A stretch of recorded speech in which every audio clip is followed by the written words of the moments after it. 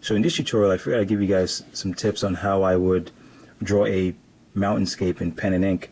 I did a tutorial a while ago on using basic forms to draw mountains and so on, so I guess I'll pretty much apply the same thing here so you'll see how I do it.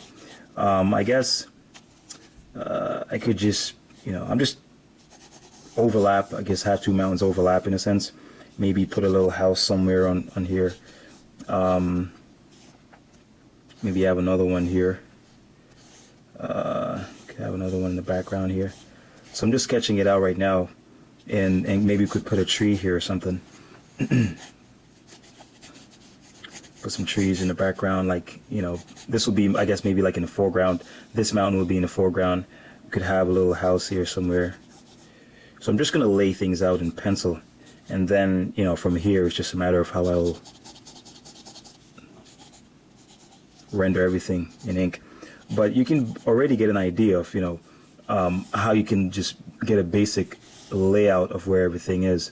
I'm going to put a mountainscape here. Notice that I'm starting just with general shapes. There's nothing specific or detailed here. I'm just starting general. And as again, I always encourage that you guys start pretty general with your drawings. Don't go into too much detail too early. Just in your beginning stages, just feel things out. Kind of like feel the drawing out in a sense, and just let things gradually build up.